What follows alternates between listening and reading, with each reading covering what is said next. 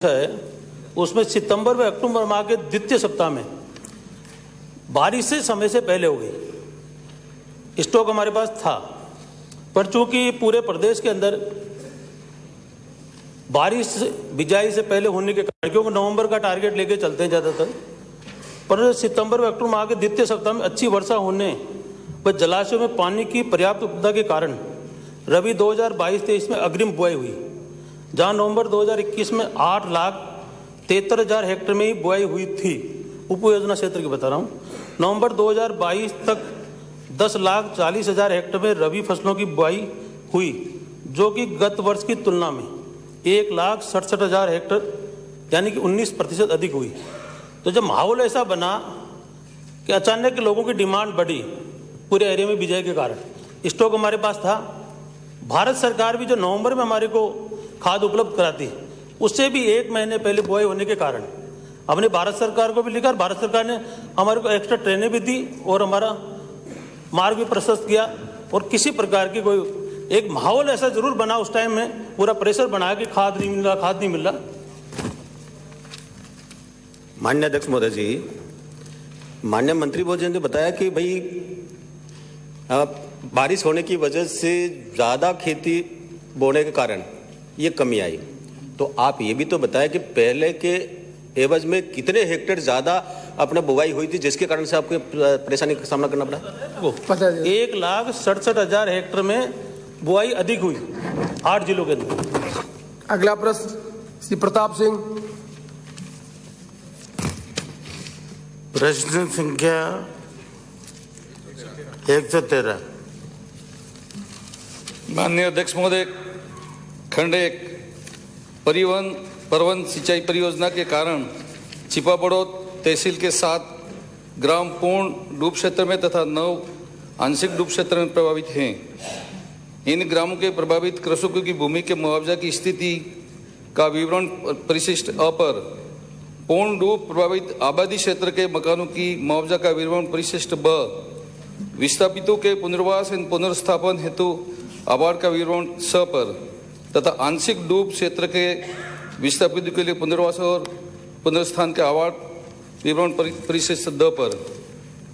खंड 2 जी हाँ, उक्त परियोजना में डूब क्षेत्र में प्रभावित के लिए छत्रपुर तहसील अटरू में पुनर्वास हेतु योजना बनाई जाकर प्रगति पर है, विवरण परिशिष्ट य पर। माननीय अध्यक्ष महोदय, आपकी आज्ञा से मैं माननीय मंत्री जी से पूछना चाहता हूं कि डूब क्षेत्र में आने वाले किसानों को मुआवजा 2012 की डीएलसी की दर पर 2017 में दिया गया है, जो बहुत ही कम है। मुआवजा राशि वर्ष 2017 की डीएलसी दर से दिया जाना चाहिए था और इसी प्रकार पुनर्वास हेतु राशि 2018 की डीएलसी दर से 2022 में दी गई है, जो 2022 की दर से दिया जाना चाहिए था। मात्र 5,46,000 से प्रश्न पूछे। हाँ, पुनर्वास इसी प्रकार से पुनर्वास 2022 की डीएलसी रेट से 14 की डीएलसी मुआवजा वर्ष 2014 के मकानों का मुआवजा 2014 की डीएलसी की दर के अनुसार 2023 में दिया गया है। क्या ये इतने लंबे समय बाद किसानों को मुआवजा दिया जाना, आज की तारीख में 2014 की आप डीएलसी रेट से मुआवजा दे रहे हो, क्या ये उचित है? नंबर 1। दूसरा, मैं माननीय मंत्री महोदय से पूछना चाहता हूं कि विस्थापित होने वाले कुछ परिवारों को पात्रता के दस्तावेज होने के बावजूद मुआवजे की राशि से वंचित किया गया है। ऐसे परिवारों को पुनः निष्पक्ष जांच कराकर मुआवजा राशि दी जाए। 2 पूछ ले, फिर तीसरा पूछ लूंगा। 2 ही अलग हुए, बैठो आप। एक साथ। माननीय अध्यक्ष महोदय, धारा 11 राज्य सरकार की आज्ञा संख्या 5/12/2022 के प्रकाशित जिस दिन से होता है उसी दिन से मुआवजा दिया जाने का प्रावधान है। शेष रहे किसानों के हमने एग्जामिन करा लिया है और बहुत जल्दी उनको मुआवजा दे दिया जाएगा। आपसे सीधा सीधा प्रश्न है माननीय अध्यक्ष महोदय के माध्यम से कि 2014 में आपने मुआवजा की डीएलसी रेट पर तय किया और उसको 2023 में दे रहे हो, तो किसान के साथ तो अन्याय है। आप उसको मुआवजा आज की रेट में दो या एक्स ग्रेसिया के तहत उनको कुछ इंसेंटिव दो कि उनको भरपाई हो सके। यहाँ तक वो राजस्थान में नीति के अनुसार एक नीति है मुआवजे की। झालावाड़ में अलग रेट पर मुआवजा दिया गया, छिपाड़ोद में अलग रेट से मुआवजा दिया गया। इसका क्या कारण है? एक मात्र नदी बीच में आप क्वेश्चन नहीं पूछना, आपने तो एक्सप्लेन करना है। माननीय मंत्री जी मैं ही पूछ लेता हूँ आप पर। मैं मानू सीधा प्रश्न ये है कि जब एक्विजिशन करते लैंड और डिसबर्समेंट, इसके बीच में बहुत गैप है, तो जो किसान को समय पे यदि पैसा मिल जाता तो उसको रिलीफ मिलती है। उस समय की जो रेट होती दी देन रेट, सपोज 2012 की रेट थी, वो पेमेंट हो रहा 2022 में, 10 साल का करीब गैप हो जाता है। तो क्या सरकार इस तरह की नीति बनाएगी जिससे जब आप एक्विजिशन करो उसके सर्टेन पीरियड में उसको पैसा मिल जाए? माननीय मंत्री जी, माननीय अध्यक्ष महोदय, आपने जो सदन में जो मुझे या पूरे सदन को निर्देश दिया है, मैं पुनः एक बार विभाग से इसकी पूरा एग्जामिन करा लूंगा। अगर हम कर सकते होंगे तो सहानुभूतिपूर्वक विचार करके करेंगे। अगला प्रश्न please, I will not allow it. Please नीचे बैठे, I will not allow it. अगला प्रश्न श्रीमती कल्पना देवी। प्रश्न संख्या 114। माननीय अध्यक्ष महोदय, नगरीय विकास आवासन एवं स्वायत्त शासन विभाग द्वारा बहुमंजिला इमारतों के भवन मानचित्र अनुमोदन करते समय बाह्य विकास शुल्क ईडीसी वसूल किए जाने का प्रावधान नहीं है, किंतु योजना अनुमोदन एक और एकल पट्टा जारी किए जाने के समय राजस्थान टाउनशिप पॉलिसी 2010, जिसमें 10 हेक्टेयर से अधिक के बिंदु संख्या 8, 4 और 10 हेक्टेयर तक की योजनाओं के बिंदु संख्या 10, 4 के अनुसार सेक्टर रोड, नाले का निर्माण, रोड लाइटिंग, वृक्षारोपण आदि कार्य योजना की परिधि में किए जाने हेतु संबंधित शहर की आबादी के अनुसार बाह्य विकास शुल्क वसूल किए जाने का प्रावधान है। परिशिष्ट पे इसकी जानकारी है। नगरीय विकास आवासन एवं स्वायत्त शासन विभाग के आदेश दिनांक 11/5/2011 व 10/8/2017 के द्वारा बाह्य विकास शुल्क ईडीसी की राशि 4 समान किस्तों में जमा किए जाने का प्रावधान किया गया है। विधानसभा क्षेत्र लाडपुरा के शहरी क्षेत्र के जिन कॉलोनियों में पेयजल वितरण तंत्र विद्यमान है, उनमें निर्मित बहुमंजिला इमारतों में पेयजल आपूर्ति अंतर्गत विकासकर्ता सोसाइटी द्वारा जल संबंध हेतु की गई मांग एवं तकनीकी उपादेयता के आधार पर विभागीय परिपत्र दिनांक 23/3/2012 में जारी दिशा निर्देशानुसार जल संबंध जारी किए जा रहे हैं। जिन क्षेत्रों में विभागीय वितरण प्रणाली विकसित नहीं है, उन क्षेत्रों में पेयजल वितरण तंत्र अमृत 2 योजना अंतर्गत विकसित किया जाना प्रस्तावित है। विधानसभा लाडपुरा के शहरी क्षेत्रों को सम्मिलित करते हुए कोटा नगर निगम उत्तर व कोटा नगर निगम दक्षिण हेतु अमृत 2 योजना के तहत क्रमशः राशि रुपये 175 करोड़ व 220 करोड़ राज्य स्तरीय उच्चाधिकार प्राप्त समिति की अभिशंसा पर आवासन एवं शहरी कार्य मंत्रालय भारत सरकार की अमृत योजना की एपेक्स कमेटी की बैठक दिनांक 4/1/2023 द्वारा अनुमोदन किया जा चुका है। नगर विकास न्यास कोटा द्वारा उक्त स्वीकृति के अंतर्गत डीपीआर में योजना क्षेत्र का निर्धारण कर पेयजल कार्य नगर विकास न्यास कोटा द्वारा करवाए जाएंगे।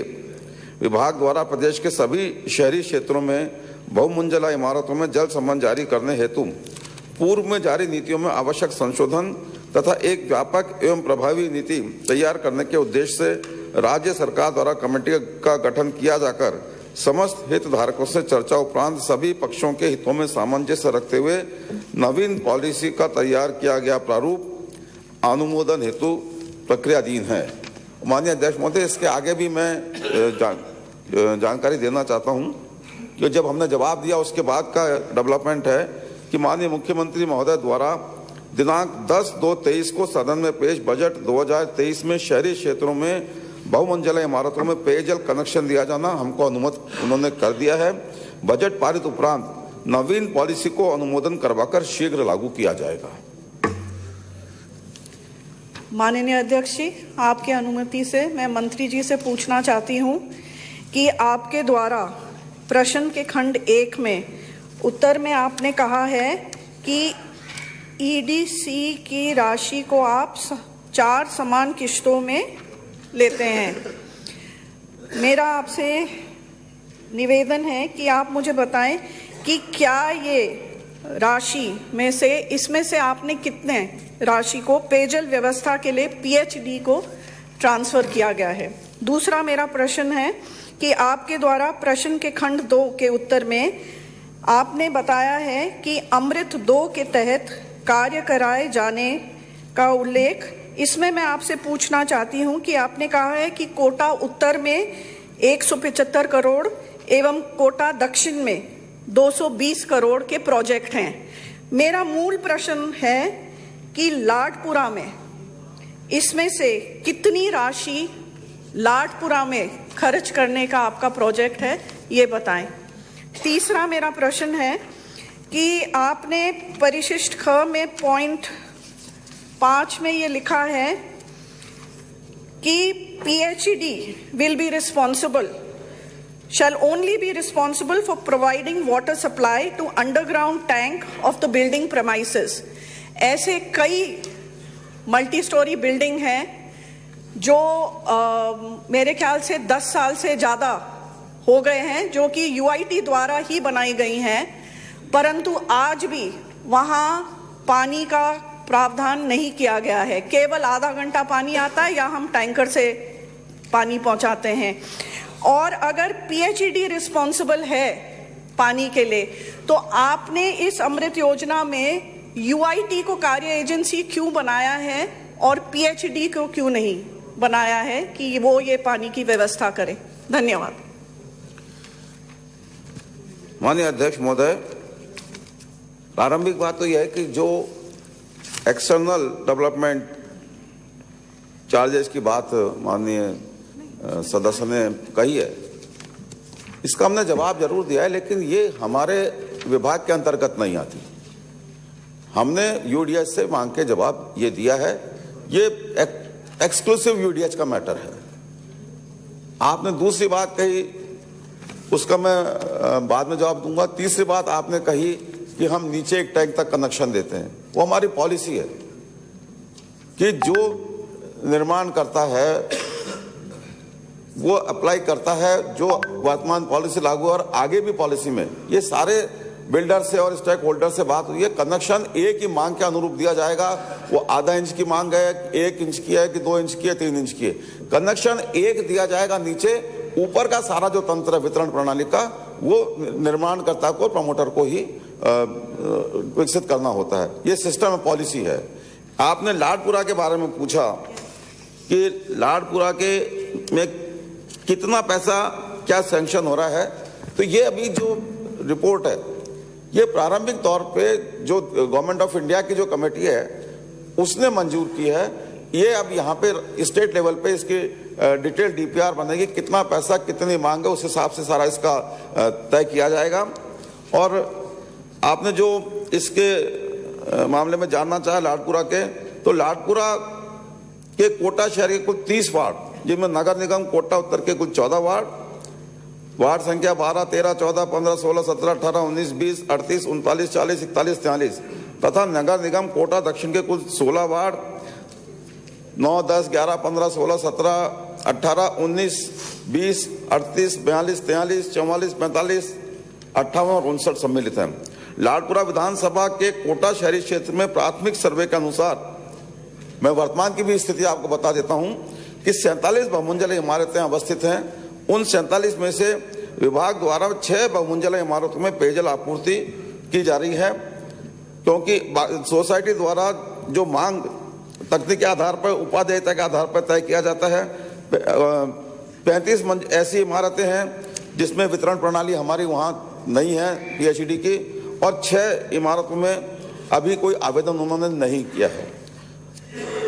और ये अमृत 2 में कोटा शहर के वह क्षेत्र जहाँ विभागीय पेयजल वितरण तंत्र विद्यमान नहीं है, इन सभी क्षेत्रों को पेयजल व्यवस्था हेतु अमृत 2 के अंतर्गत कोटा शहर नगर निगम उत्तर एवं नगर निगम दक्षिण के समेकित प्रस्ताव हैं। ये 175 करोड़ के 220 करोड़ के।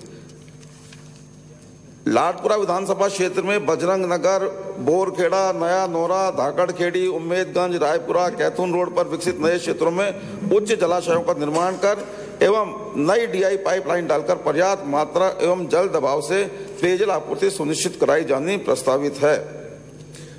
कितना बजट लगेगा ये पूरी डीपीआर बनने की, उसके बाद में ये तय होगा। माननीय अध्यक्ष जी, मैं दोबारा पूछना चाहती हूँ, ये कह रहे हैं कि 7 ऐसी जगह हैं जहां PHE द्वारा पानी दिया जा रहा है। मैं आपको कहना चाहती हूँ, प्रेमनगर हो, चंद्रशेखर अफोर्डेबल हो या कंसुआ अफोर्डेबल हो, ये UIT द्वारा बनाई गई मल्टी स्टोरी है। मैं सिर्फ इनके बारे में, आप केवल वहां 20 मिनट या 30 मिनट पानी दे रहे हैं और प्रेमनगर में तो कभी कभी 3 दिन तक पानी नहीं देते हैं। तो आप कैसे कह रहे हैं कि इनमें तो हम पानी दे रहे हैं? माननीय अध्यक्ष महोदय, UIT कॉलोनी बनाए, डेवलप करे, चाहे निजी क्षेत्र में हो, हमारा जो सिस्टम है नीचे तक एक कनेक्शन देने का है। और UIT क्यों काम कर रही है? क्योंकि ये जो पूरा अमृत योजना है, ये पूरी की पूरी शहरी विकास जो मंत्रालय है गवर्नमेंट ऑफ इंडिया का, उसके द्वारा बनाई गई ये नीति है। तो उनके हिसाब से तय होता है कि किसको इसको इम्प्लीमेंट करना है। UIT के जिन बिल्डिंग्स में हम पानी दे पा रहे हैं, नहीं दे पा रहे हैं, वो वितरण तंत्र हमारा जहाँ जहाँ वहाँ हम दे पा रहे हैं, जहाँ नहीं है वहाँ हम डेवलप कर रहे हैं। अगला प्रश्न श्रीमती दीप्ति किरण महेश्वरी। प्रश्न संख्या 115। माननीय अध्यक्ष महोदय, खंड 1 राजस्थान संस्था पंजीकरण अधिनियम 1958 के अंतर्गत राजस्थान में कुल 2,59,582 संस्थाएं पंजीकृत हैं। जिलेवार संख्यात्मक विवरण परिशिष्ट 1 पर संलग्न है। खंड 2 कुल 1,35,664 पंजीकृत संस्थाओं की सूचनाएं एवं प्रविष्टियां विभागीय पोर्टल पर ऑनलाइन नहीं है। जिलेवार सूचना परिशिष्ट 2 पर संलग्न है। पूर्व में पंजीकृत संस्थाओं की सूचनाएं एवं प्रविष्टियां पोर्टल पर ऑनलाइन करने हेतु सरकार के स्तर पर निम्न प्रयास किए गए हैं। सहकारिता विभाग द्वारा 18/11/2019 को इस संबंध में विस्तृत निर्देश जारी किए गए। परिशिष्ट 3 पर संलग्न है। नंबर 2, दिनांक 12/11/2019 को राजस्थान पत्रिका, दैनिक भास्कर, दैनिक नवज्योति, समाचार जगत एवं राष्ट्रदूत समाचार पत्रों के माध्यम से संस्था रजिस्ट्रीकरण अधिनियम 1958 के अंतर्गत पंजीकृत संस्थाओं को 31 दिसंबर 2019 तक जानकारियां अपलोड करने हेतु सूचित किया गया था। नंबर 3, विभाग द्वारा 29/9/22 को विभागीय पोर्टल पर प्रोफाइलिंग के क्रम में आने वाली समस्याओं के निदान हेतु आदेश जारी किए गए। परिशिष्ट 4 पर संलग्न है। विभाग द्वारा शेष पंजीकृत संस्थाओं की सूचनाएं विभागीय पोर्टल पर अपलोड किए जाने के प्रयास किए जा रहे हैं, परंतु अधिक नियम के अनुसार संस्थाओं को बाध्य नहीं किया जा सकता। खंड 3 जी नहीं, राजस्थान सोसाइटी रजिस्ट्रीकरण अधिनियम 1958 की धारा 4 एवं 4क के अनुसार ही प्रोफाइलिंग के लिए सूचनाएं मांगी जा रही है। आदरणीय अध्यक्ष महोदय, आपके माध्यम से मैं सबसे पहले तो ये जानकारी जानना चाहूँगी कि अभी तक भी 1,35,664 पंजीकृत संस्थाएं ऑनलाइन नहीं है। इनको ऑनलाइन, मैं समझती हूँ कि आपने कहा है कि इनको हम बाध्य नहीं कर सकते, पर क्या सरकार द्वारा ऐसा कुछ इजी प्रोसेस हम अपना रहे हैं जिसकी वजह से ये ऑनलाइन हो जाए? क्योंकि 2019 में आपने प्रयास करा, फिर 2022 में 4 साल हो गए और आज तक भी अगर हम ऑनलाइन ई प्रोफाइलिंग के द्वारा नहीं कर रहे हैं तो क्या हम ऐसे उठा रहे हैं स्टेप्स जिसकी वजह से हम इसको ऑनलाइन कर सकें? दूसरी बात मैं ये कहना चाहूंगी आदरणीय अध्यक्ष महोदय कि प्रश्न का जो उत्तर 3 का जो उत्तर दिया गया है वो बिल्कुल भी तथ्यों के अकॉर्डिंग नहीं है। उसमें ये कहा गया है कि सेक्शन 4 और 4 में ऐसा कुछ भी हम नहीं मांग रहे हैं एक्स्ट्रा, जो पहले ई प्रोफाइलिंग सिस्टम के पहले नहीं मांगते थे। इसके अंदर अगर आप देखेंगे तो बहुत क्लियरली ये नियम मांगे जाते हैं। उसमें ये कहा गया है कि वार्षिक सूची जो अपलोड करनी होती है उसके साथ बोर्ड मीटिंग का प्रस्ताव, बोर्ड मीटिंग के मिनट्स और उपस्थिति सूची, वार्षिक सभा का नोटिस एवं उसका डिलीवरी प्रूफ, वार्षिक सभा के मिनट्स एवं उपस्थिति सूची, ये सारी चीजें मांगी जा रही है। जबकि जब ये ऑनलाइन नहीं था प्रोसेस तब ये नहीं मांगी जाती थी। तो मैं आपसे यही निवेदन करूंगी कि आप अगर इस प्रोसेस को थोड़ा ईजी करेंगे, ये सारे चीजें एक्स्ट्रा नहीं मांगेंगे, तो कहीं ना कहीं societies easily online annual reports upload कर पाएगी। क्योंकि आज भी एनुअल रिपोर्ट की सोसाइटीज में क्या काम हो रहा है क्या नहीं हो रहा है वो ऑल ओवर राजस्थान उपलब्ध नहीं हो पा रही है। जो माननीय सदस्य ने बात उठाई है, केवल इसके अंदर जो सूचनाएं मांगी जाती है 4 सूचनाएं हैं, इसके अलावा और कोई ज़्यादा सूचना नहीं मांगी जा रही है। और 4 सूचनाएं तो नियमानुसार देनी पड़ती जब भी अपलोड होगा। और इसको और ज़्यादा साफ सुथरा करने के लिए नया अधिनियम लाए रहे हैं जिसमें संशोधन करके संस्थाओं को बाध्य किया जाएगा कि आपको अपनी प्रोफाइल हर साल मीटिंग करने के बाद प्रोफाइल करनी है। क्योंकि 1958 में बने थे, जब तक वैसे ही चल रहा था, इसलिए हमारा दबाव नहीं है, इसलिए वो सही सूचनाएं देती नहीं है। सूचनाएं तो केवल 4 मांगी है कि 1958 अधिनियम के अंतर्गत पंजीकृत संस्थाओं को प्रतिवर्ष साधारण सभा की बैठक आहूत किए जाने के उपरांत 14 दिन की अवधि में उक्त कार्रवाई विवरण रजिस्ट्रार को प्रस्तुत किया जाएगा। तो ये तो रूटीन की बातें हैं सभी, पर लेकिन ऐसी संस्थाओं को द्वारा एक बार रजिस्ट्रेशन करा के वापस नाम ही नहीं लेती है, उनके लिए कानून में संशोधन करके उनको बाध्य किया जाएगा कि आप अपनी सब सूचनाएं रखें ताकि पारदर्शिता हो। नहीं, मैं ये बस आपसे बोलना चाह रही हूँ कि इसके अंदर गवर्निंग बोर्ड की सूची भी मांगी जा रही है। अब जब अगला अमेंडमेंट में चीजें आ जाएगी तो रिलेवेंट ही नहीं। अगला प्रश्न श्री रामलाल शर्मा, प्रश्न संख्या 116।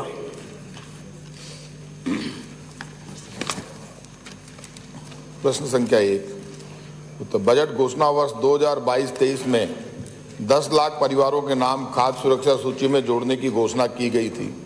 प्रदेश में दिनांक 8/2/2023 तक कुल 14,76,456 नाम जोड़े गए हैं। खंड 2G नहीं, उक्त घोषणा की क्रियान्विति में जिला जयपुर में नाम जोड़े गए हैं। खंड 3G हाँ, विधानसभा क्षेत्र चोमू में खाद्य सुरक्षा सूची में नाम जोड़ने के लिए 6,644 आवेदन लंबित है। माननीय अध्यक्ष महोदय, मैं मंत्री महोदय से जानना चाहूंगा कि आपने स्वीकार किया है खंड 3 के अंदर कि 6,644 अभी भी प्रकरण लंबित है। तो एक तो ये 6,644 जो आवेदन लंबित है, इनको कब तक आप नाम जोड़ दोगे, नंबर 1। नंबर 2, अध्यक्ष महोदय, मैं आपके माध्यम से मंत्री महोदय से ये भी जानना चाहूँगा कि एसडीएम के द्वारा नाम जोड़ने के उपरांत भी कई महीनों तक आपके स्टेट पोर्टल के ऊपर ऑनलाइन नहीं होने की वजह से उनको खाद्य सुरक्षा का लाभ नहीं मिल पा रहा। तो इसमें भी कोई समय सीमा निर्धारित करने का आप विचार रखते हैं कि एसडीएम के द्वारा नाम जोड़ने के इतने दिन बाद में आपको खाद्य सुरक्षा का लाभ मिल जाएगा।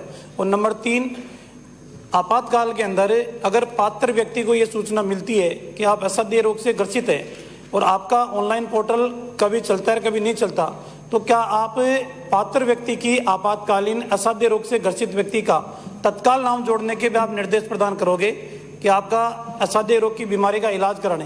क्योंकि चिरंजीवी योजना में भी 850 रुपये जमा कराने के उपरांत भी 3 महीने तक उसको वेटिंग करनी पड़ती है। तो आप क्या सरकार के द्वारा ऐसा निर्देश प्रदान करोगे कि यदि कोई परिवार असाध्य रोग से ग्रसित है तो तत्काल उसका एसडीएम नाम जोड़ के और योजना का लाभ दिया जा सके?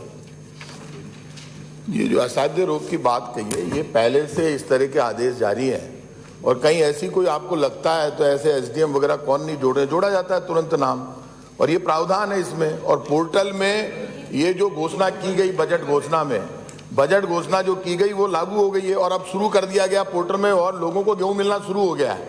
आपके जो आवेदन लंबित है उसके अलावा लोगों को चोमू में भी गेहूं मिलने लगा है, पूरे राजस्थान में मिलने लगा है। ये प्रक्रिया चल रही है। कोशिश ये कर रहे हैं कि 22 तारीख तक ये पूरे काम पूरा कर लिया जाएगा। बस अध्यक्ष महोदय, मेरा निवेदन सिर्फ इतना ही था, क्योंकि इनका ऑनलाइन पोर्टल बंद होने की वजह से एसडीएम ये कहता है कि साहब पोर्टल ऑनलाइन नहीं है और आपको ऑनलाइन ही आवेदन करना पड़ेगा। तो मैं तो सिर्फ ये चाहता हूं कि असाध्य रोग के अंदर कोई गंभीर बीमारी से ग्रसित है तो तत्काल उसका नाम जोड़ा जाए।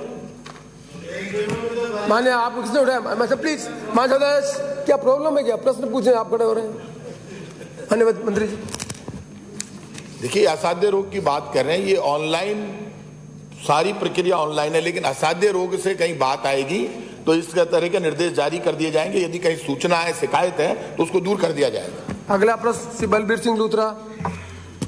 प्रश्न संख्या 117। अध्यक्ष महोदय, आपकी अनुमति से खंड 1।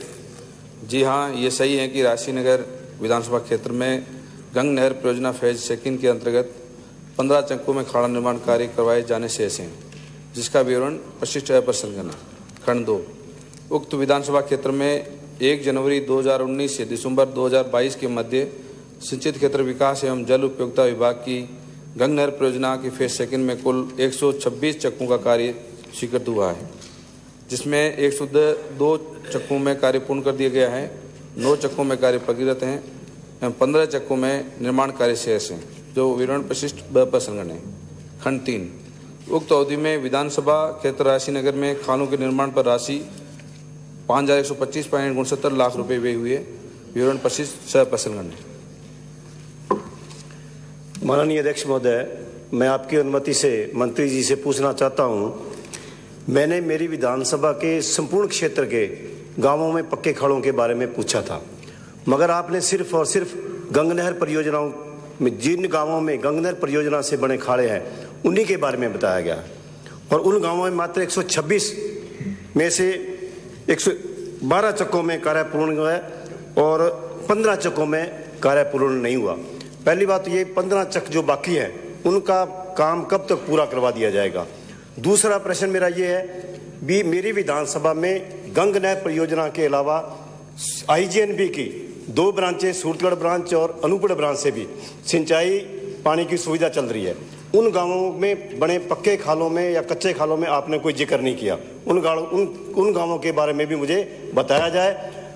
IGNB के खाड़ों में बने आज 40-45 साल हो चुके हैं और सारे के सारे खाड़े क्षतिग्रस्त हो चुके हैं। मंत्री जी। अध्यक्ष महोदय, माननीय सदस्य ने जो बात कही है, वैसे इनके गंग नहर परियोजना के बारे में तो जानकारी हमने दी है। बाकी आपने 2 जो IGNP पेपर जो आपके 2 आ रहे हैं, तो उसकी मैं संपूर्ण जानकारी लेके आपको अलग से मैं भिजवा दूंगा। वैसे आपकी विधानसभा में कुल 126 चक्के हैं और 126 में 27,088 हेक्टेयर क्षेत्र कुल है, जिसमें 56 करोड़ रुपए खर्च करने थे, जिसमें 110 चक्के हैं जिसमें 22.67 हेक्टेयर का तो 51 करोड़ का काम ये हो चुका है। 9 चक्कों में 1893 हेक्टेयर का प्रगति पर है और 15 चक ऐसे हैं जिनके 3,128 हेक्टेयर जो है प्रारंभ नहीं हुई। तो कुल मिलाकर आपके विधानसभा में विभाग ने बहुत ज़्यादा काम भी किया और समय पर किया है, और बाकी जो हमने आपको प्रशिक्षण जो दिए हैं उसमें समय सीमा लिखी है। तो इनका 2024 तक समय लास्ट में 15 चक की बाकी रहे 126 में से, तो 15 चक्कों का भी काम जल्दी हम पूर्ण कर देंगे। माननीय अध्यक्ष महोदय, मेरी विधानसभा रायचूर में लगभग 650 गांव हैं। 126 गांव तो मात्र गंग नहर परियोजना से सिंचित हो रहे हैं। बाकी के सभी गांव 425 गांव लगभग इंदिरा गांधी नहर परियोजना की सूरतगढ़ ब्रांच और अनूपगढ़ ब्रांच से सिंचित हो रहे हैं। उनके खाड़ों के बारे में आपसे जानना चाहता हूं कि उन गांवों में जो बड़े खाड़े बने हुए हैं वो क्षतिग्रस्त है, नकारा हो चुके हैं, उनमें आप क्या कर रहे हो? खाड़े कब तक पक्के बनाएंगे? अध्यक्ष महोदय, जब मैंने पहले भी कहा कि गंग नहर के बारे में हमने जानकारी दी है। बाकी जो IGNP पे जो आपके गांव आ रहे हैं, तो अभी तक उस पर जानकारी मैं पूरी लेके उसके बाद आपको पूरी जानकारी भी दूंगा, और उसके बाद में बजट की अनुकूलता के अनुसार आपका आगे कार्य लिया है। अभी बजट जब तक बजट स्वीकृत नहीं होगा, जानकारी पूरी नहीं होगी, उससे पहले मैं कुछ करना संभव नहीं है। माननीय मंत्री जी, माननीय मंत्री जी प्लीज। माननीय मंत्री जी, इन्होंने अपने कॉन्स्टिट्यूंसी का पूछा है डिटेल में, जवाब केवल अपने गंग कैनाल का दिया है। उनका क्वेश्चन ये है कि 426 गांव जो है जो गंग कैनाल के अलावा है, उनके संबंध में वो चिंतित है, उसके बारे में बात बताएं आप। जानकारी नहीं तो दोबारा इसको जानकारी करके करें। अध्यक्ष, मैं पूरी इनकी जो IGNP पे इनके गांव आ रहे हैं उनकी ना बेटा एक मिनट प्लीज। प्रश्न जब पूछा गया, माननीय मंत्री जी प्लीज आप बढ़ जाओ। राजेंद्र जी, अपने बैठे बैठे बोलने की आदत गलत, सीनियर मेंबर बनते जा रहे हो, वरिष्ठता बढ़ती जा रही है, उतने ही नया काम सीख रहे हो आप। माननीय मंत्री जी, प्रश्न में जो लिखा है, देखो आप प्रश्न में देखिए, प्रश्न में लिखा हुआ है, क्या यह सही है कि विधानसभा क्षेत्र राय सिंह नगर के बहुत से चकों में, राय सिंह नगर के पूरी डिटेल मांगी उन्होंने, सूचना हमने केवल गंग कैनाल की दी है। मैं अपेक्षा करूंगा कि जब प्रश्न का उत्तर आए तो उसमें जो जितने भी उनके जो सिस्टम है, चाहे गंग कैनाल है चाहे दूसरा है, उसका सिस्टम आना चाहिए। अब प्रश्न का उत्तर जो है केवल गंग कैनाल का है और 425 गांव जो उनके हैं वो उसमें डिप्राइव में। मैं समझता हूं कि इस प्रश्न को हम पोस्टपोन करते हैं, दोबारा जब प्रश्न आए तब डिटेल लेकर इस प्रश्न का उत्तर आए। अभी मौजूदा नहीं है, उत्तर तो मेरे पास भी आता है, मतलब उत्तर का मैं मंत्री से सबसे निवेदन करूंगा कि सरकार जब जवाब दे तो प्रश्न के संबंध में जितनी सूचना चाहिए वो सूचना उसके साथ जोड़े। इसलिए मैं प्रश्न को पोस्टपोन करता हूं।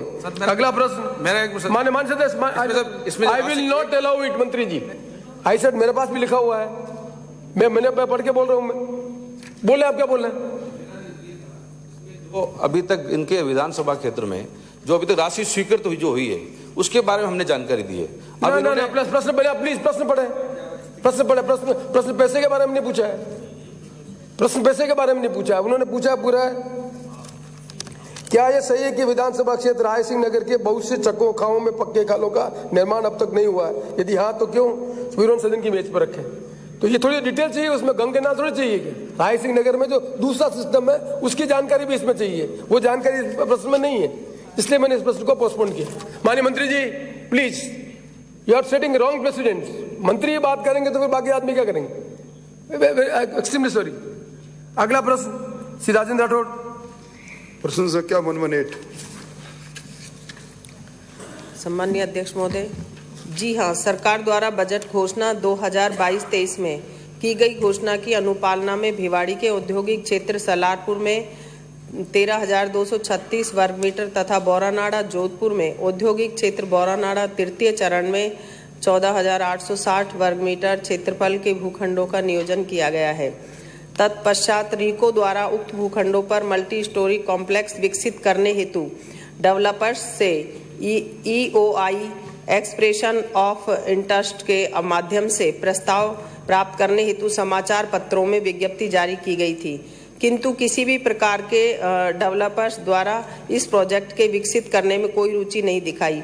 अतः मल्टी स्टोरीज इंडस्ट्रियल कॉम्प्लेक्स विकसित करने के वैकल्पिक प्रक्रिया निर्धारित करने हेतु कार्यवाही प्रक्रियाधीन है। खंड 2, सलारपुर औद्योगिक क्षेत्र ग्रेटर भिवाड़ी तथा बौरानाड़ा जोधपुर में मल्टी स्टोरीज इंडस्ट्रीज कॉम्प्लेक्स विकसित करने हेतु रीको द्वारा किसी भी प्रकार का बजट नहीं दिया गया है।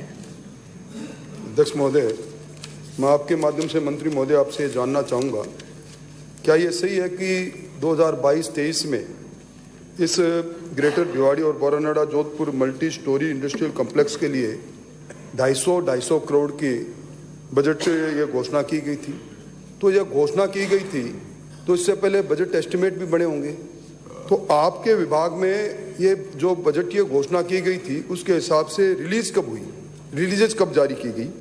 और खंड 2 में आपने कहा कि मल्टी स्टोरी इंडस्ट्रियल कॉम्प्लेक्स में रिको को बजट आवंटित नहीं हुआ, तो आपने बजट के लिए मांग कब की? और आप मुझे ये बताओ कि वैकल्पिक प्रक्रिया ये आपने क्या प्रारंभ की? और पूर्ण पहले बजट प्रस्ताव के समय में मूल रूप से जब ये बनाया गया था तो उसको बनाने के साथ ये आपको ये तो आपने फिजिबिलिटी इसकी देखी होगी, उसमें एक गलती क्यों हुई?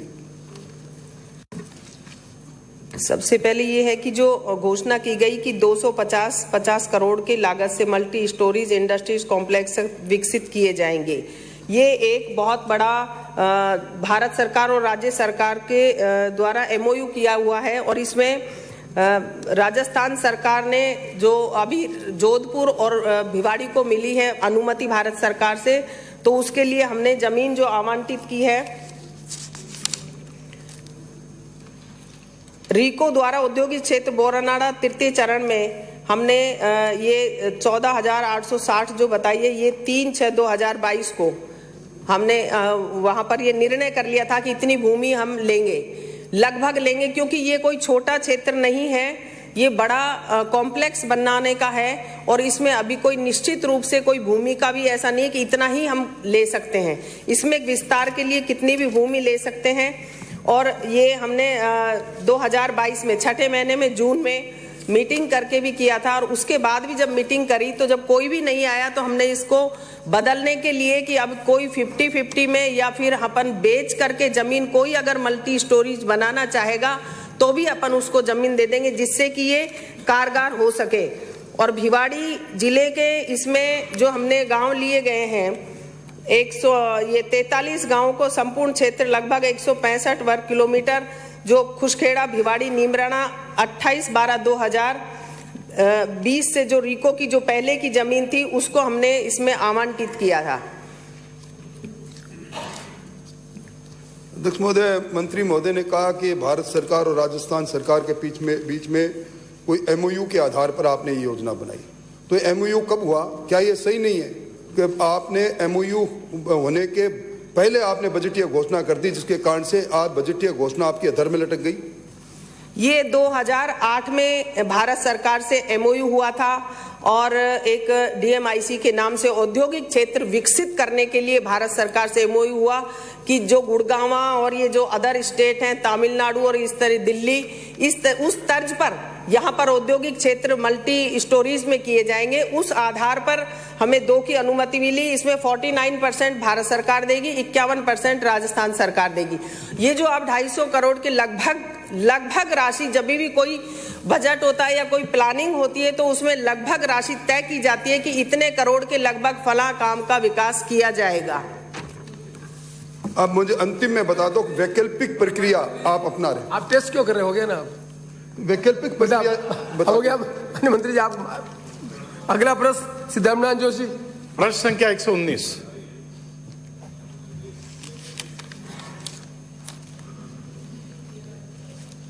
अध्यक्ष महोदय, प्रश्न का खंड 1, परिवहन एवं सड़क सुरक्षा विभाग में ग्रीन टैक्स के मद में वाहनों के पंजीयन से प्राप्त हुई राशि का विवरण परिवहन जिलेवार परिशिष्ट 1 पर एवं पंजीकृत वाहनों की परिवहन जिलेवार सूची परिशिष्ट 2 पर संलग्न है। उल्लेखनीय है कि विभाग में वाहनों के पंजीयन से प्राप्त ग्रीन टैक्स की जिलेवार सूचना वर्ष 18-19 से संधारित की गई है। खंड 2, राजस्थान मोटर यान कराधान अधिनियम 1951 के तहत एक मुश्त कर एवं अन्य करों पर अधिभार एवं पुराने तथा नवीन वाहनों पर अधिरोपित ग्रीन टैक्स तथा राजस्थान स्टाम्प अधिनियम के तहत स्टाम्प ड्यूटी पर अधिभार की राशि राजस्थान परिवहन आधारभूत विकास निधि RTIDF में संग्रहित की जाती है। उक्त राशि में से मोटरयान कराधान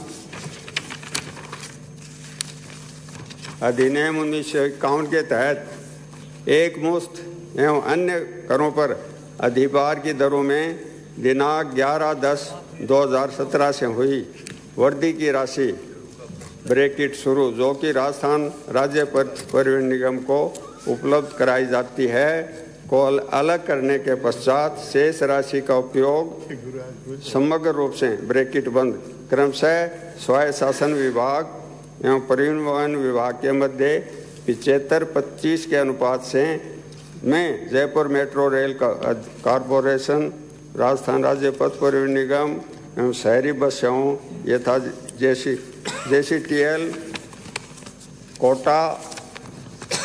Kota bus service limited, Ajmer bus service limited व अन्य संभागीय मुख्यालयों पर संचालित शहरी बस सेवाओं की संचालन हानि के पुनर्भरण हेतु अंशदान अंश पूंजी उपलब्ध कराने ROB, RUB, शहरी गौरवपथ, पार्किंग निर्माण, नगरीय निकायों में आधारभूत विकासात्मक गतिविधियों हेतु आर्थिक सहायता उपलब्ध करवाए जाने इत्यादि हेतु किया जाता है। अतः ग्रीन टैक्स की राशि में से किस मद में व्यय हुआ इसका प्रत्यक्ष विवरण दिया जाना संभव नहीं है। गत 5 वर्षों में निधि से व्यय मोटर कराधान अधिनियम के तहत प्राप्त अधिभार, ग्रीन टैक्स, स्टाम्प अधिनियम के तहत प्राप्त अधिभार की राशि का मदवा विवरण परिशिष्ट 3 पर संलग्न है। वर्षवार एजेंसी व विवरण पृष्ठ 4 पर संलग्न है। दिनांक 6/2/2023 को RTDI फंड में मोटरयान कराधान अधिनियम के तहत अधिभार, ग्रीन टैक्स, स्टाम्प अधिनियम के तहत अधिभार से प्राप्त राशि 1138.38 करोड़ रुपए उपलब्ध हैं। वित्तीय वर्ष 21-22 तक अंतिम तथा 22-23 के अंतरिम आंकड़ों के अनुसार उक्त राशि का उपयोग RTIDF निधि के नियमों के अनुसार एवं वित्त विभाग की सहमति से किया जाएगा। सुव्यवस्थित, सुरक्षित, प्रदूषण रहित, द्रुतगामी एवं सुगम शहरी यातायात प्रबंध, नगरीय निकाय में आधारभूत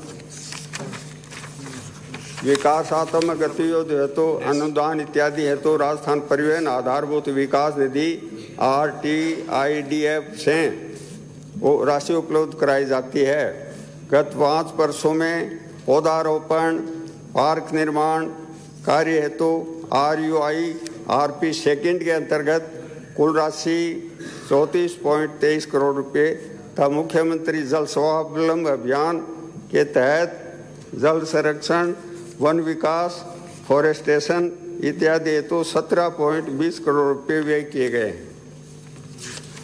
माननीय अध्यक्ष महोदय, अभी और शेष व्यय राशि 2232.44 करोड़ रुपए का उपयोग शहरी क्षेत्रों में प्रदूषण नियंत्रण हेतु सुव्यवस्थित यातायात प्रबंधन एवं संचालन हेतु Jaipur metro rail corporation, Rajasthan राज्य पथ परिवहन निगम एवं शहरी बस सेवाओं यथा JCTL, Kota bus service limited, Ajmer bus service limited व अन्य संभागीय मुख्यालयों पर संचालित शहरी बस सेवाओं की संचालन हानि के पुनर्भरण हेतु अनुदान अंश पूंजी उपलब्ध कराने, ROB, RUB, शहरी गौरपथ, पार्किंग निर्माण, नगरीय निकायों में आधारभूत विकासात्मक गतिविधियों, water bodies, river front development इत्यादि के लिए आर्थिक सहायता उपलब्ध कराए जाने हेतु किया गया है। माननीय सभापति महोदय, बिंदु संख्या 2 के उत्तर में कहा गया है कि ग्रीन टैक्स की राशि का किस मद में व्यय हुआ है, इसका पृथक विवरण दिया जाना संभव नहीं है। क्या सरकार में आय व्यय का कोई हिसाब किताब नहीं है क्या? इसी में मेरा प्रश्न है, इसी में कि 1138.38 करोड़ रुपए आपकी आय हुई है और आपने अभी इसमें खर्चा जो बताया है वृक्षारोपण उसमें 34 करोड़ समथिंग और एक बताया 17 करोड़ समथिंग, तो बाकी का पैसा कहां गया और इसका आधार क्या देने का आपका? अध्यक्ष महोदय, मूल प्रश्न के पृष्ठ 4 में पूरा विवरण दिया गया है किस कार्य पर कितना खर्च किया गया है।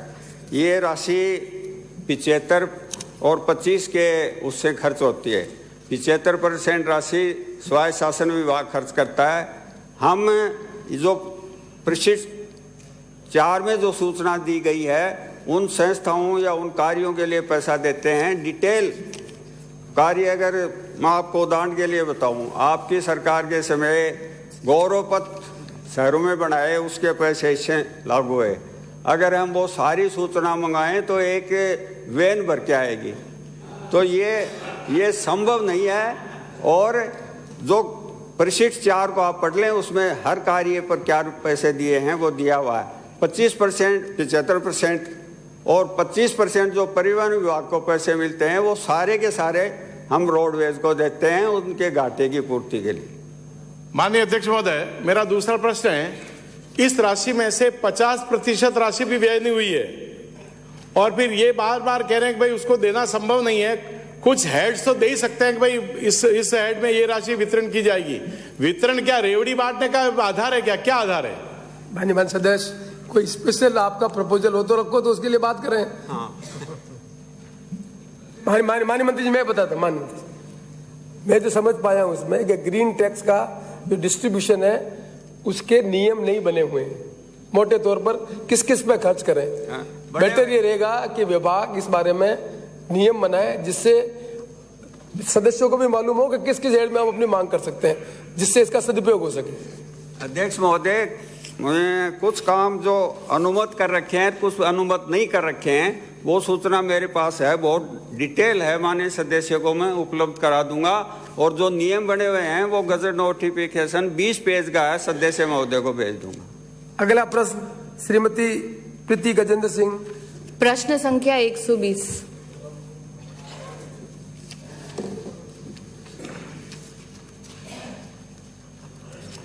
माननीय अध्यक्ष महोदय, खंड 1 विधानसभा क्षेत्र वल्लभ नगर के कुराबड़ क्षेत्र में नवीन छात्रावास खोलने के संबंध में अन्य क्षेत्रों के सापेक्ष क्षेत्र विशेष की आवश्यकता, अनुसूचित जनजाति की जनसंख्या, संसाधनों तथा बजट की उपलब्धता को ध्यान में रखते हुए जनजाति छात्रावास खोलने हेतु निर्णय किया जाएगा। अध्यक्ष महोदय, मेरे विधानसभा का कुराबड़ क्षेत्र अनुसूचित जनजाति बाहुल्य क्षेत्र है और यहाँ आपका जो मंत्री महोदय का जवाब है उसके अनुसार कुराबड़ में छात्रावास खुलने के समस्त मापदंड पे ये पूरा उतरता है। अतः मेरा माननीय मंत्री महोदय से आग्रह है कि क्षेत्र में छात्रावास खोलने हेतु अधिकारियों को प्रस्ताव तैयार कर भिजवाने के निर्देश प्रदान करने के लिए अनुग्रहित करें। साथ ही ये जानना चाहती हूँ कि बम्बोरा में छात्र संख्या में वृद्धि का विचार रखते हैं या नहीं। माननीय अध्यक्ष महोदय, कुराबड़ के बम्बोरा में बालक छात्रों का आश्रम छात्रावास चालू है। हम वहां पर छात्र संख्या बढ़ाने की सहानुभूति पूर्वक विचार करेंगे। अगला प्रश्न श्री कन्हैयालाल। प्रश्न संख्या 121।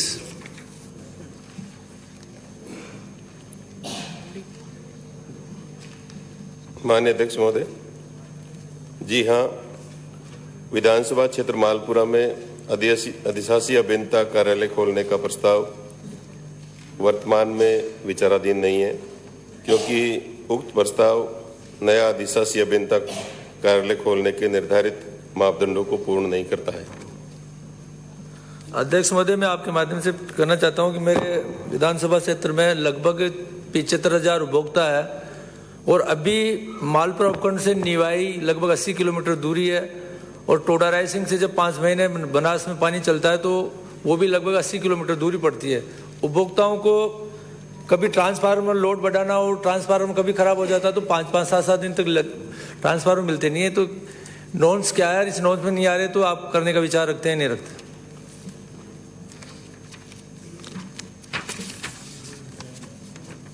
माननीय अध्यक्ष महोदय, अधिशासी अभियंता देवली व अधिशासी अभियंता निवाई को विखंडित कर सहायक अभियंता कार्यालय टोडा राय सिंह मालपुरा व डिगी हेतु नवीन अधिशासी अभियंता कार्यालय मालपुरा खोले जाने की जो मांग की गई है, यदि मालपुरा खोला जाता है तो नए खंड कार्यालय पर 80,000 उपभोक्ता होंगे, तीनों आईएन ऑफिस मिला करके, जो कि हमारे जो निर्धारित मापदंड है उसमें उपभोक्ताओं की संख्या 90,000 मिनिमम है। और साथ ही अध्यक्ष महोदय, साथ ही नया कार्यालय खंड कार्यालय मालपुरा में प्रस्तावित करने के बाद पहले से कार्यरत अधिशासी अभियंता देवली के अधीन 49,730 उपभोक्ता व अधिशासी अभियंता निवाई के अधीन 54,654 उपभोक्ता ही रह जाएंगे, जिससे ये कार्यालय तर्क संगत नहीं रह पाएंगे। अतः नए प्रस्तावित मालपुरा तथा पूर्व में कार्यरत देवली और निवाई अधिशासी अभियंता कार्यालयों में उपभोक्ताओं की संख्या राज्य सरकार द्वारा निर्धारित मापदंडों के अनुरूप नहीं होने के कारण विधानसभा क्षेत्र मालपुरा में अधिशासी अभियंता कार्यालय खोले जाने के संबंध में वर्तमान में कोई प्रस्ताव विचाराधीन नहीं है। अगला प्रश्न सिपाबाराम स्थगित श्री शंकर सिंह रावत महोदय। प्रश्न संख्या 123। सदन के भाग खंड 1 राजकीय अमृत कौर चिकित्सालय ब्यावर के मुख्य भवन का निर्माण 1954 में हुआ था। वर्तमान में चिकित्सालय में प्रतिदिन मरीजों की ओपीडी औसत 1,355 है। खंड 2 चिकित्सालय भवन का पुराना भवन है, परंतु संपूर्ण भवन जीर्ण शीर्ण न होकर कुछ भाग जीर्ण शीर्ण है, जो जिला कलेक्टर अजमेर द्वारा गठित कमेटी ने अपनी रिपोर्ट में रेखांकित किया है। जीर्ण शीर्ण भाग के उपयोग पर कमेटी द्वारा पूर्ण पाबंदी लगा दी गई है तथा मरम्मत योग्य भाग की मरम्मत हेतु संयुक्त शासन सचिव चिकित्सा एवं स्वास्थ्य ग्रुप 2 राजस्थान सरकार के पत्रांक 25/1 जयपुर दिनांक 7/2/22 एक राजकीय चिकित्सालय ब्यावर में रिपेयर रिनोवेशन कार्य हेतु राशि रुपये 208 लाख की प्रशासनिक एवं वित्तीय स्वीकृति जारी की गई है। सिविल एवं विद्युत कार्य की प्रशासनिक एवं वित्तीय स्वीकृति जारी की जा चुकी एवं कार्य पूर्ण करने की संभावित तिथि 13/7/2023 है। जिला कलेक्टर अजमेर द्वारा गठित कमेटी की रिपोर्ट में रेखांकित किए गए जीर्ण शीर्ण भाग के उपयोग पर कमेटी द्वारा पूर्ण पाबंदी लगा दी गई है। अध्यक्ष महोदय, मैं आपके माध्यम उक्त भाग के नवीन निर्माण हेतु चालू आगामी वित्तीय वर्षों में वित्तीय संसाधनों की उपलब्धता एवं गुण के आधार पर निर्माण कराए जाने पर विचार किया जा सकेगा। अध्यक्ष महोदय, मैं आपसे निवेदन कर रहा हूं आपके माध्यम से कि जब ये अस्पताल बना था उसके साथ में ब्यावर का डाक बंगला भी बना था। वो रात के टाइम में भरभरा करके गिर गया 5 साल पहले, और इस बिल्डिंग को 2 बार माप हुआ है। क्या ये सही है? पहली रिपोर्ट के अंदर तो पूरी बिल्डिंग को धराशायी मानी गई है और वो दोनों मेरे पास में है। दूसरी रिपोर्ट में आंशिक रूप को क्षतिग्रस्त माना है। अध्यक्ष महोदय, अगर ये बिल्डिंग गिर गई तो कितनी जनहानि होगी?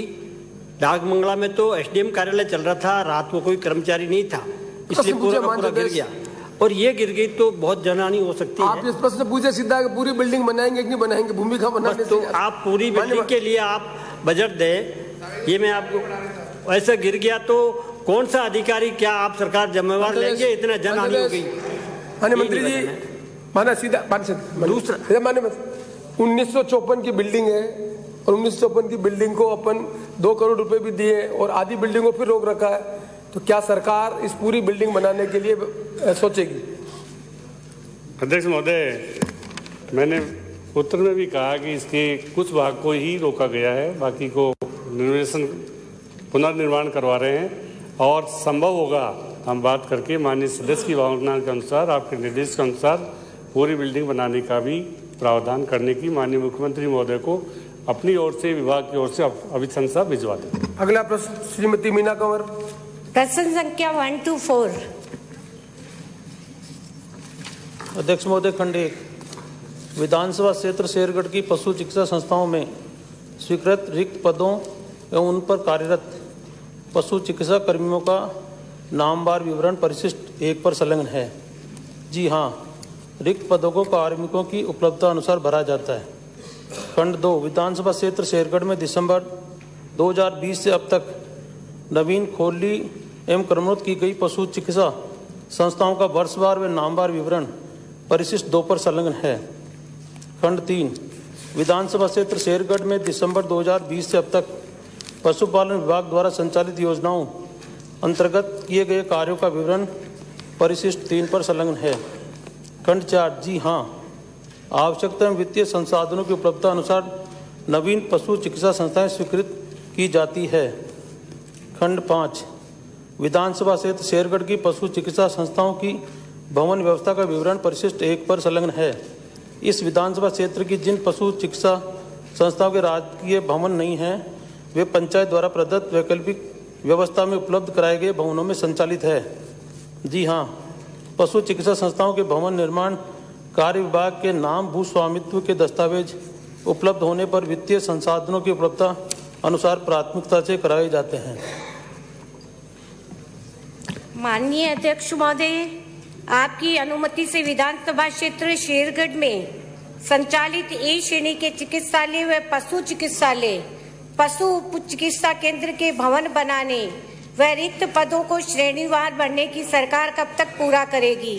खंड 2 शेरगढ़ विधानसभा क्षेत्र की पशु उप केंद्र विहीन ग्राम पंचायतों में कब तक केंद्र स्वीकृत करेंगे, ये आप बताएं। धन्यवाद। अध्यक्ष महोदय, जैसा मैंने इसमें बताया जवाब में कि कुल ग्राम पंचायतें 103 है, शेरगढ़ विधानसभा क्षेत्र में 48 ग्राम पंचायत में पशु उपकेंद्र नहीं है। 55 संस्थाएं कार्यरत है।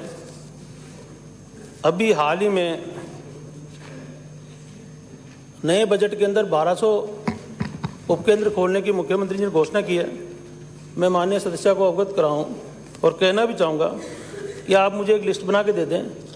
5 उपकेंद्र तो हम इसी वर्ष खोल देंगे, बाकी आने वाले वर्ष में जो और बजट आएगा उसमें करें। अगला प्रश्न श्रीमती साफिया जुबैर। 125।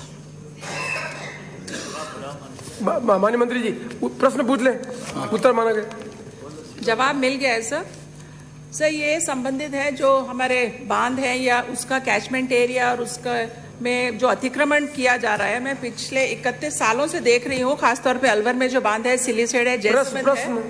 प्रश्न तो सर है ही, तो मैं जानना सर, जवाब में मुझे दिया है कि इसमें कोई अधिकारी दोषी नहीं है। अगर इतनी लंबी लिस्ट है जिन्होंने अतिक्रमण कर रखा है तो कुछ ना कुछ कोई तो दोषी होगा ना, जिस वजह से इतना अतिक्रमण बढ़ गया कि बड़े बड़े होटल बन गए हैं, व्यावसायिक गतिविधियां हो रही हैं। और दूसरी बात सर ये है, चलो अतिक्रमण हो गया, इन बांधों में विशेषकर सिलीसेड बांध में, भराव क्षेत्र में एवं कैचमेंट क्षेत्रों में जो अवैध निर्माण हुए हैं उन्हें कब तक सरकार तय करेगी और उनको कब तक हटाएगी, ये समय सीमाएं सदन में तय होनी चाहिए। और दूसरा, आगे से इन पर अतिक्रमण ना हो इसके लिए सरकार क्या कदम उठा रही है? माननीय मंत्री जी। माननीय अध्यक्ष महोदय, जयसमंद बांध में 13 व्यक्तियों का अतिक्रमण था, 13 को हमने हटा दिया। और दूसरा बांध है सिलीसेड जिसमें 61 लोगों का अतिक्रमण था, इसमें से हमने 13 लोगों को हटा दिया है। एसडीएम की मौजूदगी हमने कमेटी बनाई है और लगातार उसको हम हटाने की कार्रवाई कर रहे हैं। और भी इसमें सख्ती अगर बरतनी पड़े तो हम सख्ती बरतेंगे, लेकिन भराव क्षेत्र में इस तरह के काम को हम पूरी ताकत के साथ में हटाने की कोशिश करेंगे। प्रश्नकाल समाप्त हुआ। मुझे माननीय सदस्यों को सूचित करना है कि निम्नलिखित स्थगन प्रस्तावों की सूचना प्राप्त हुई है। श्री प्रताप सिंह सदस्य की ओर से प्रदेश में मिड डे मील के अंतर्गत कॉन्फेड एवं महिला बाल विकास विभाग द्वारा टेंडर प्रक्रिया में की गई अनियमितता एवं भ्रष्टाचार से उत्पन्न स्थिति के संबंध में श्री चंद्रभान सिंह आकिया सदस्य की ओर से चित्तौड़गढ़ से राजस्थान मध्य प्रदेश सीमा पर निम्बाड़ा नीमच मार्ग पर परिवहन विभाग के अधिकारियों द्वारा आमजन से अवैध वसूली करने से उत्पन्न स्थिति के संबंध में श्री पुखराज गर्ग सदस्य की ओर से विधानसभा क्षेत्र भोपालगढ़ में बंद पड़े जनता जल योजना के अंतर्गत किए गए ट्यूबवेलों को पुनः खुदवाकर समुचित पेयजल की व्यवस्था करने के संबंध में श्री बाबूलाल जाडोल सदस्य की ओर से विधानसभा क्षेत्र जाडोल में बिगड़ती हुई कानून व्यवस्था से आपराधिक व असामाजिक तत्वों के बढ़ते हुए मनोबल से आमजन में व्याप्त भय से उत्पन्न स्थिति के संबंध में श्री धर्मेंद्र कुमार सदस्य की ओर से जिला हनुमानगढ़ में आपराधिक व असामाजिक तत्वों के बढ़ते हुए मनोबल से आमजन में व्याप्त भय से उत्पन्न स्थिति के संबंध में श्री जक्सी राम सदस्य की ओर से रेवदर में संचालित राजकीय सामुदायिक स्वास्थ्य केंद्र में लंबे समय से महिला विशेषज्ञ चिकित्सक के पद रिक्त होने से आमजन को हो रही असुविधा के संबंध में श्री जबर सिंह साकला सदस्य की ओर से विधानसभा क्षेत्र आसिंद के ग्राम रामपुरा के सापोला गांव में देवनान मंदिर के पास खनन ब्लास्टिंग से उत्पन्न स्थिति के संबंध में श्री समाराम गरासिया सदस्य की ओर से 32 बांध के इस क्षेत्र के विस्थापितों को भू आवंटन करने के संबंध में शंकर सिंह रावत सदस्य की ओर से प्रदेश में निजी विश्वविद्यालय तथा एमबीबीएस विद्यार्थियों से अत्यधिक फीस लिए जाने से उत्पन्न स्थिति के संबंध में श्री जोराराम कमाओ सदस्य की ओर से प्रदेश में कुटीर उद्योग से जुड़े कुमार वर्ग को पिछले माह अतिवृष्टि से हुए नुकसान का मुआवजा दिलवाने के संबंध में श्री कालीचंद सराफ सदस्य की ओर से जयपुर शहर में JCTSL के अंतर्गत चलने वाली बसों में निरंतर कमी से उत्पन्न स्थिति के संबंध में श्रीमती चंद्रकांता मेघवाल सदस्य की ओर से विधानसभा क्षेत्र केशवराय पाटन में बेवरेज कंपनी द्वारा स्थानीय लोगों को रोजगार से वंचित रखने के संबंध में श्री बिहारी लाल सदस्य की ओर से बीकानेर इंजीनियरिंग कॉलेज के 18 अशैक्षणिक कार्मिकों को विधिक प्रक्रिया अपनाए बिना सेवा मुक्त किए जाने से उत्पन्न स्थिति के संबंध में उपरोक्त प्रस्ताव ऐसे नहीं कि सदन की पूर्व निर्धारित कार्रवाई को रोककर इन पर विचार किया जाए, अतः इन पर अनुमति देने में असमर्थ हूँ। फिर भी माननीय सदस्य पुखराज गर्ग, श्री बाबूलाल जाडोल, श्री समाराम गरासिया, श्री कालीचंद सराफ एवं श्री बिहारी लाल को उनके प्रस्ताव की विषय वस्तु पर 2-2 मिनट बोलने की अनुमति होगी। प्रक्रिया के नियम 295 के अंतर्गत प्राप्त विशेष उल्लेखित सूचनाएं श्रीमती अनिता बघेल सदस्य की ओर से अजमेर शहर में कतिपय राजकीय विद्यालयों का संचालन मूल स्थान से न होकर अन्य स्थान से होने के कारण परीक्षार्थियों को हो रही परेशानी से उत्पन्न स्थिति के संबंध में श्री प्रताप सिंह सदस्य की ओर से विधानसभा क्षेत्र छबड़ा के छिपा बड़ौद में विशिष्ट लहसुन मंडी में साफ सफाई की समुचित व्यवस्था नहीं होने से उत्पन्न स्थिति के संबंध में। श्री जोगेंद्र सिंह अमाना सदस्य की ओर से प्रदेश में पहाड़ी क्षेत्रों में निवासरत गुर्जर समुदाय के आर्थिक दृष्टि से कमजोर छात्रों की समुचित शिक्षा हेतु विशेष व्यवस्था करने के संबंध में। श्री अशोक डोगरा सदस्य की ओर से बूंदी शहर के धार्मिक आस्था केंद्र मानदाता बालाजी तक सड़क निर्माण करवाने के संबंध में। श्री संजय शर्मा सदस्य की ओर से विधानसभा क्षेत्र अलवर शहर में कचरा संग्रहण हेतु समुचित व्यवस्था करने के संबंध में। श्री बलबीर सिंह डूथरा सदस्य की ओर से विधानसभा क्षेत्र राय सिंह नगर में संचालित शहीद भगत सिंह महाविद्यालय की प्रबंध समिति एवं सरकार के मध्य हुए MOU की अनुपालना नहीं होने से उत्पन्न स्थिति के संबंध में। श्रीमती चंद्रकांता मेघवाल सदस्य की ओर से विधानसभा क्षेत्र केशवराय पाटन में अतिवृष्टि से फसलों को हुए नुकसान का मुआवजा दिए जाने के संबंध में। श्री गोपाल लाल शर्मा सदस्य की ओर से विधानसभा क्षेत्र मांडलगढ़ में विगत 4 वर्षों से सड़कों का नवनिर्माण नहीं होने एवं क्षतिग्रस्त सड़कों की समय पर मरम्मत नहीं किए जाने से उत्पन्न स्थिति के संबंध में। श्री गोपीचंद मीणा जहाजपुर सदस्य की ओर से विधानसभा क्षेत्र जहाजपुर की ग्राम पंचायत बिस्निया के सरपंच एवं ग्राम विकास अधिकारी को कथित अनियमितताओं की जांच में दोषी पाए जाने के उपरांत भी उनके विरुद्ध कार्रवाई नहीं होने से उत्पन्न स्थिति के संबंध में। श्री फूल सिंह मीणा सदस्य की ओर से विधानसभा क्षेत्र उदयपुर ग्रामीण के राजकीय विद्यालय देवाली को भू आवंटन व निर्माण की स्वीकृति नहीं मिलने से उत्पन्न स्थिति के संबंध में। श्री जब्बर सिंह साकला सदस्य की ओर से विधानसभा क्षेत्र आसीन में सभी राजकीय विभागों में रिक्त पदों को नहीं भरने से उत्पन्न स्थिति के संबंध में। श्रीमती संतोष सदस्य की ओर से अनूपगढ़ को नया जिला बनाए जाने के संबंध में। श्री गुरदीप सिंह सदस्य की ओर से विधानसभा क्षेत्र संग्रिया की ग्राम सेवा सहकारी समिति रत्नापुरा में हुए घोटालों की निष्पक्ष जांच नहीं होने से उत्पन्न स्थिति के संबंध में। श्री शंकर सिंह रावत सदस्य की ओर से ब्यावर शहर को नया जिला बनाने के संबंध में। श्री राम प्रताप कासिनिया सदस्य की ओर से सूरतगढ़ श्री गंगानगर एवं हनुमानगढ़ क्षेत्रों में अतिवृष्टि एवं शीतलहर से फसलों के नुकसान का किसानों को मुआवजा दिलवाए जाने के संबंध में। माननीय सदस्यों को उनके द्वारा दी गई सूचना को पढ़ने की अनुमति होगी। श्री पुखराज गर्ग।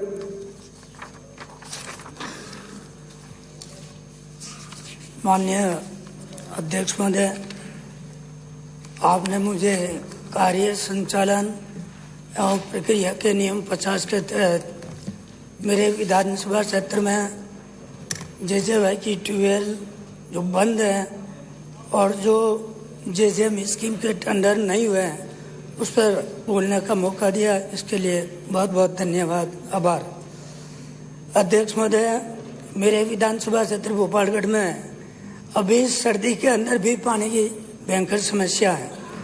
ग्राम पंचायतों में बहुत सारी ट्यूबवेल हैं जो JJY की थी, अभी तक बंद पड़ी हैं और उनके स्थान पर नई ट्यूबवेल खुदवाने के लिए बार बार PhD के अधिकारियों को कहने के बावजूद वो एक ही बात कर रहे हैं, कभी तक JJY के अंदर हमें किसी तरह का बजट नहीं दिया गया। JJY के अंदर बहुत सारी ग्राम पंचायतें जिनके ट्यूबवेल, जिसमें प्रमुख रूप से ग्राम पंचायत लेवेरा, कदमा की डाणी, मेलाना में मेघवाड़ा की मोला, सोयला में रेगरा का मोला, जनरल बोले बहुत सारी जो JJY की ट्यूबवेल हैं वो बंद पड़ी है। उसके स्थान पे दूसरी ट्यूबवेल खुदवाने के लिए बार बार उच्च अधिकारियों से बात की जा रही है, लेकिन बार बार वो एक ही बात कह रहे हैं कि JJY का हमें अभी तक बजट नहीं मिला। तो मैं आपके माध्यम से माननीय मुख्यमंत्री जी से और सरकार से मांग करना चाहूँगा कि जो JJY की ट्यूबवेल बंद हो गई है और JJY की स्कीम टोटली PhD को हैंडओवर कर दी है, तो उन अधिकारियों को बजट प्रावधान करा के जो उनके स्थान पर नई ट्यूबवेलें खुदवाई जाए। और JJM की जो कार्य है, मेरी जो ग्राम पंचायत मंडोर है, पंचायत समिति मंडोर, उसके अंदर टेंडर हुए 1.5 साल हो गए, लेकिन अभी तक किसी तरह का काम नहीं हुआ है। वो ठेकेदार काम कर नहीं रहा है तो उसको ब्लैक लिस्टेड करके दूसरे ठेकेदार को काम दिया जाए। और बावड़ी पंचायत समिति के अंदर मेरी जो 17 ग्राम पंचायत है उसके अंदर JJM के अभी तक टेंडर ही नहीं हुए। तो मेरा आपके माध्यम से सरकार से निवेदन है उसमें जल्दी से जल्दी टेंडर कराएं और जो सरकार की महत्वपूर्ण स्कीम है कि हर घर को नल से जल दिया जाए वो पूरा किया जा सके। धन्यवाद। श्री बाबूलाल जाडोल। माननीय अध्यक्ष महोदय जी, आपने मुझे प्रक्रिया के नियम 50 के अंदर बोलने का अवसर दिया, इसके लिए आपका आभारी। अध्यक्ष महोदय जी, मैं आपके माध्यम से सरकार का ध्यान दिलाना चाहूँगा कि मेरे विधानसभा क्षेत्र में वहाँ पर पुलिस की जो स्थिति है, आम जन के पास में 4 व्हीलर भी है, 2 व्हीलर भी है,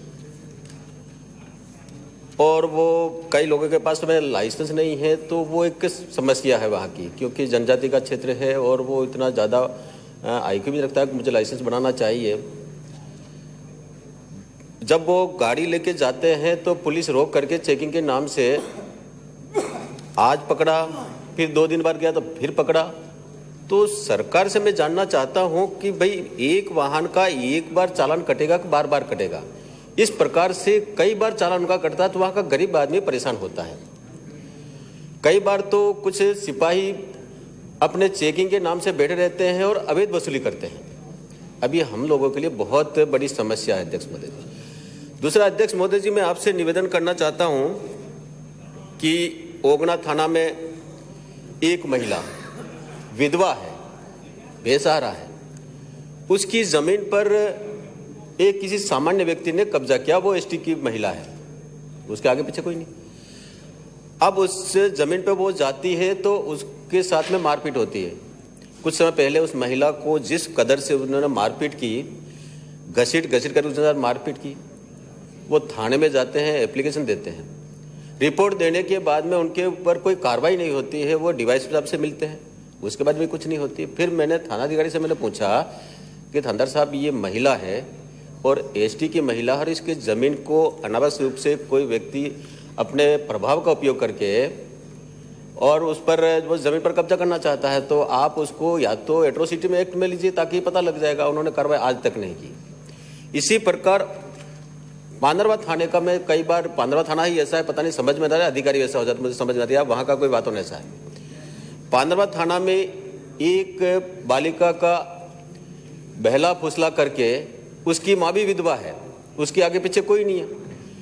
उस बालिका को एक व्यक्ति लेके जाता गुजरात और वहाँ पर अपने मोबाइल पर उसका फोटो अपलोड करके किसी व्यक्ति को भेजता है। भेज करके उसका वहाँ पर बेचान होता, सौदा होता। उन परिवार वालों को ढूंढते ढूंढते पता लगता है कि ये लड़की वहाँ जा सकती है, तो पता किया तो उसको ला करके पूछताछ की, उसने स्वीकार भी किया कि मैंने बेची है, लेकिन पुलिस ने मुकदमा दर्ज नहीं किया। वो परिवार इतना व्यथित है, दुखी है, मेरे पास आया तो मैंने उनसे पूछा तो कि भाई उसने कोर्ट मैरिज कर दी। जब उन्होंने पहली रिपोर्ट दी 20 तारीख को, उन्होंने कहा फिर रिश्तेदारों में ढूंढो, फिर 22 को रिपोर्ट दी, गुमशुदगी दर्ज की। फिर मेरे कहने के बाद में भी उन्होंने एफआईआर दर्ज नहीं की और बाद में 2 तारीख को उन्होंने एफआईआर दर्ज की। अब वो कह रहे साहब कोर्ट में गया, बालिक है, हम कुछ भी नहीं कर सकते। तो वो परिवार इतना दुखी है, वो माँ इतनी दुखी है, वो कह रहे हैं परिवार कुछ लोग कि साहब इस माता के आगे पीछे कोई नहीं है तो कम से कम वो यहाँ आए और कहे कि मैं इनका पालन पोषण वहन करूंगा। वो इंटरकास्ट शादी है, लेकिन वो भी नहीं हो पा रहा है। दूसरा, एक कोरोना का मैं आपसे निवेदन करना चाहूंगा कि अभी की घटना है, एक कह के मैं बताऊँ अध्यक्ष महोदय, आप परमिशन दे दो। कोरडा में अभी एक बालिका अपने घर से दलाल उठा के ले जाते हैं और उसका बेचान हो जाता है। वो परिवार ढूंढे लेकिन उसको मिल रहे हैं। तो सरकार को इस प्रकार से इस बिगड़ती कानून व्यवस्था पर सरकार को सख्त कार्रवाई करके और निर्देश देना चाहिए कि उन गरीब लोगों के साथ में न्याय मिलना चाहिए। मेरा श्री समाराम गरासिया, माननीय मंत्री जी प्लीज, यहाँ तक आवाज आती है प्लीज। अध्यक्ष महोदय जी, आपने मुझे 50 के अंतर्गत स्थगन पर बोलने का धन्यवाद। 32 नाला बाखर में जो बन रहा है, वहाँ अध्यक्ष महोदय जी जिस प्रकार से 292 परिवारों को विस्थापित करने के लिए जगह दी गई, वहाँ पर पूरी मगरी क्षेत्र है। आदिवासी मगरों में तो रह सकते, लेकिन आजीविका कैसे चलाएंगे? उनको 300 बीघा जमीन अलॉट की। तो मेरा तो यही निवेदन है कि उनको खेती योग्य जमीन दी जाए। जब खेती योग्य जमीन देना था तो वो आजीविका कैसे चलाएंगे? और जिस प्रकार से 11 पंचायतों में वो तहसील बनी गई है जो देलदर, तो वो तहसील अब पहले तो 13 किलोमीटर पड़ता था, अब वो तहसील 32 बांध बनने के बाद में 50 किलोमीटर के दायरे में पड़ता है। तो वो हमेशा तहसील के अंदर पंचायत में कैसे आ पाएंगे? हॉस्पिटल वहाँ हैं, सारे तहसील के अधिकारी वहाँ बैठेंगे, उपखंड अधिकारी बैठेंगे, तो कम से कम 13.5 किलोमीटर का 32 करोड़ का रोड लगभग है। तो मैं तो यही कहूँगा कि कम से कम उनको ये मदद मिले और जिस प्रकार से जो उपजाऊ जमीन उनको दी जाए, क्योंकि वो सारागाह भूमि है, वो सारागाह की जगह उनको मतलब दी है जो न तो समतलीकरण किया जा सकता। और जिस प्रकार से उन अध्यक्ष महोदय जी, ये जो 300 बीघा जमीन है वो नहीं तो हो पाएगी और उनको कई एक्सीडेंट होते हैं, जैसे हनुमान टेकरी पे आए दिन फुटबॉल बनते हैं और किसी को ध्यान नहीं रहा, आदिवासी अशिक्षित लोग होते हैं, तो एक्सीडेंट का ये भी मारामारी टल जाएगी, कई एक्सीडेंट होते हैं। इसलिए मेरा तो आपसे यही है कि सरकार आप आदेश करें कि कम से कम 13-13.5 किलोमीटर के दायरे में वो तहसील बनेगी तो लोगों के लिए राहत मिलेगी। धन्यवाद। महोदय, मैं आपके माध्यम से सरकार का ध्यान आकर्षित करना चाहूँगा कि जयपुर शहर में पब्लिक ट्रांसपोर्ट में JCTSL की महत्वपूर्ण भूमिका है। इसके अंतर्गत चलने वाली बसों में निरंतर गिरावट होती जा रही है। 4 साल पहले 408 बसें थी, 4 साल में एक भी नई बस की एंट्री नहीं हुई, 408 से घटकर 300 रह गई और अब 1 अप्रैल से 100 बसें और कबाड़ में चली जाएगी। तो अब 208 बसें केवल JCTSL के माध्यम से चल रही है। गत 4 साल में जयपुर शहर की आबादी 40 लाख से 55 लाख हो गई और शहरी विकास मंत्रालय के पैमाने के अनुसार 10,000 में 6 बसें होनी चाहिए लगभग। इस हिसाब से 3300 बसें होनी चाहिए और यहाँ केवल 200 बसें जयपुर शहर राजस्थान की राजधानी उसमें चल रही है। इसके कारण निजी बसों का एकमात्र वो अपने वो कहते हैं उनका एक छत्र शासन हो गया। 1 अप्रैल से 100 बसें और कबाड़ में चली जाएगी तो 200 बसें रह जाएगी।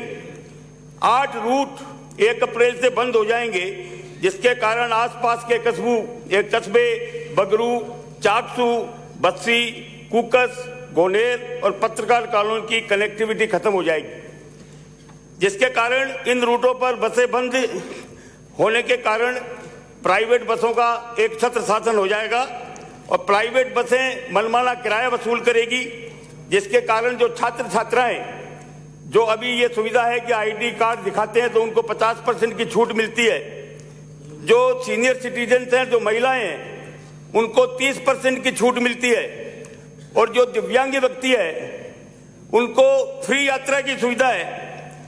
इनकी सबकी ये सुविधाएं बंद हो जाएगी। विभाग ने 100 इलेक्ट्रिक बसों के लिए वित्तीय विभाग को और 3 महीने पहले मंजूरी के लिए भेजा था, उनकी भी अभी तक कोई व्यवस्था नहीं हो पाई।